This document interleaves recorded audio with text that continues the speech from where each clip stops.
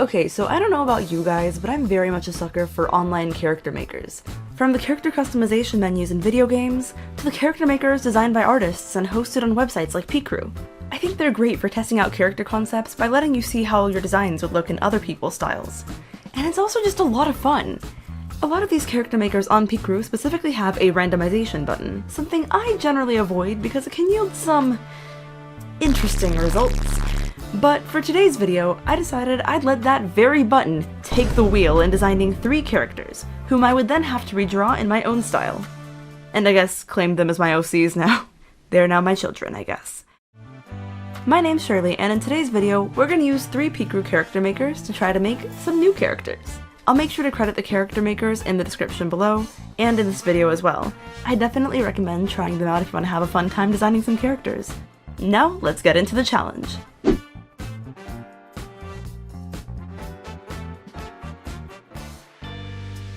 With each Picrew, I tried making my persona in it first, to see what kind of options there were that would get randomized later on. I also did this because I imagine the randomization buttons might not give us the best representation of these artist styles, so I wanted a moment first to appreciate how pretty their art is before it gets interesting.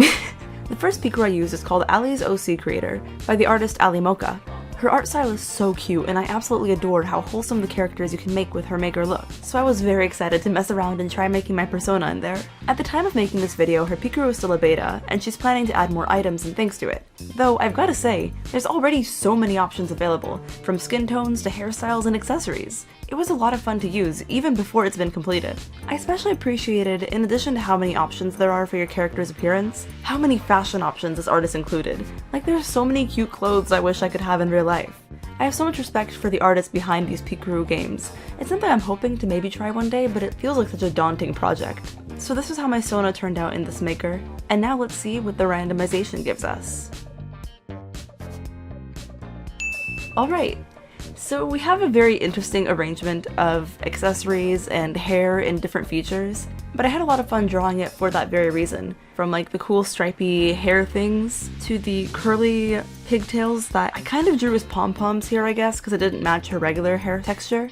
I'm not sure what kind of animal ears those are. It might be a bunny, not 100% sure, but it's pretty cool. The design has a lot going on. And I wasn't so keen on trying to figure out how to shade a face without, like, its right eye and mouth. So what I decided to do instead was to give the character a pose that would kind of cover those parts of her face. I feel like, given, like, the image we have here, it feels somewhat in character because the character kind of gives me, like, the vibes that, like, she's shy. I feel like she'd have more closed body language because I'm getting, like, shy vibes from her. For all the poses you're gonna see in this video, I took the reference photos of myself, so like my camera roll is filled with photos of me doing this exact same pose. But I will say, because I had these reference photos of myself, I think the hands turned out much better than my usual hands do. Like, I like the hands and the arms, and they feel pretty believable to me. Then I messed around with the shading. I've been trying to like figure out new ways to shade and things that are different from how I normally shade, so you'll see a lot of experimenting in this video. I'm not sure if I'm in love with how the shading here turned out, but it might just be because the randomized design isn't super cohesive, so it's like not the best representation of how the shading would carry over into like one of my normal drawings. Either way, like, this drawing was a lot of fun to make. It took a little bit of time to figure out, and it was a bunch of features I normally would not draw together, but she turned out really cute. And I guess now that she's my OC, I have to pick a name for her. I don't know what I'm gonna name her. You know what? I'll come back at the end of the video and give the OCs names, because I'm a procrastinator.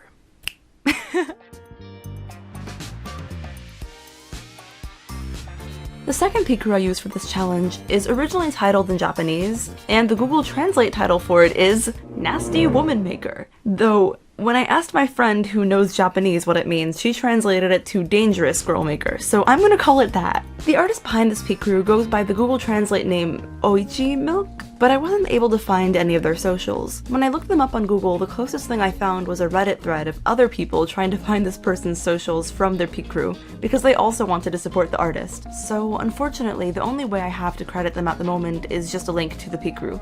But if anyone knows of this artist, let me know in the comments and I'll make sure to update their credit in the description. Their style is so fun, so I had to include it in this video. The way they do faces, shading, and eyes are absolutely beautiful, and I had so much fun playing with the different options they had.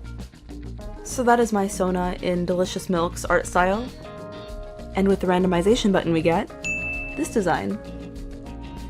Out of all the randomization designs I got for the video, I think this was the most quote-unquote normal design I got. The design feels rather cohesive. While there's like overlapping hair accessories, there's not a lot going on in the design, so it wasn't too hard to translate over. I've been experimenting with trying to add more texture to the hair I draw, so while I'm happy with how the hair turned out, I will admit it does look a little bit different from the one that I'm trying to base this design off of, but that's okay. I remembered to include the tongue piercing, and that's what matters. So yeah, I tried to make the hair kind of fluffier and more textured because my hair lately in my art has been feeling like it's like lacking personality. The hair things reminded me of the things that Anya from Spy Family wears in her hair, so those weren't too hard to draw, and I made them a little bit pointier in my final drawing just because I felt like it, I guess. When I did the coloring, it also took me some time to figure out. At first, everything felt wrong, like it physically hurt me to look at this drawing because I was like, something is off and I don't know what. But when I did a little more thinking on it, I slowly realized it was the color scheme. It just didn't feel cohesive enough. So eventually I shifted it from this like slightly cool color scheme into a warmer peachy color scheme, and I added some glow effects, and then it started to kind of come together a little bit better. Like the instant I used peach in the background, it kind of contrasts the green without being like the complete opposite color. I feel like it helped add some life back into the skin, as well as like some personality. I don't know how it works, but it just kind of did. And then I added some like rim highlights just to make it pop a little bit more, and some little doodles and things. And while this drawing I feel like doesn't look exactly the same as the Picrew character that I got, she still has a lot of personality, so I like how it turned out.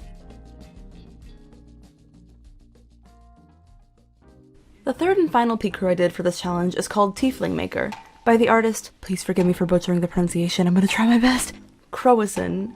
A Tiefling is a kind of race in Dungeons & Dragons, a race I really like playing as because their character designs are a lot of fun, so I was so excited to try out this artist's Picrew. Despite me thinking that Tieflings are cool, I made my Sona in here as a human, which was silly of me because my Sona's design would be so much cooler with horns, like come on! I really like this artist's style. They have some animations on their YouTube channel that are really cool, and the way he does line art is so pretty. The attention to detail in their art is truly amazing. I had a lot of fun messing around with making a more fantasy-inspired design for my persona, and I absolutely adore the texture in the hair they draw. It looks so cool. That is my Sona in their art style, and now for the randomized character. When I started working on this, I was like, okay, we've got a lot going on here. There's a lot of design features in this, kind of like the first one, but he's got potential. I feel like if I worked with this, kind of commit to a lot of the design choices, the design could work actually. The color scheme is pretty cohesive, he's got some cool shades, and I needed practice drawing facial hair anyway, so this worked out.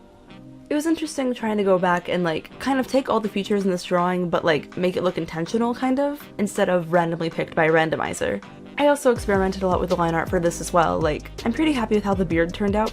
It's looking flowy as heck, it's looking very majestic. And we have to give him the bow tie and like the scarf. I decided that this character would be a magic caster because, I don't know, something about his design like made me think like he can totally cast magic.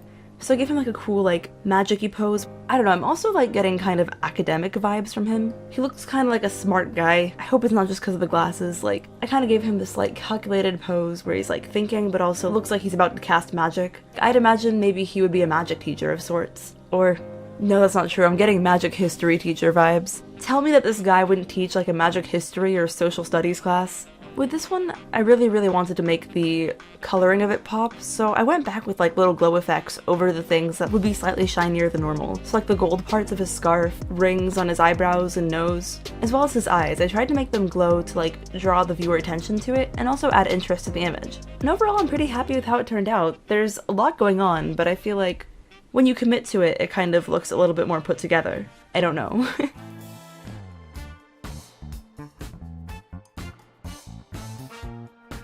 But yeah, these are the three characters that I drew with help from the Picrew randomization button.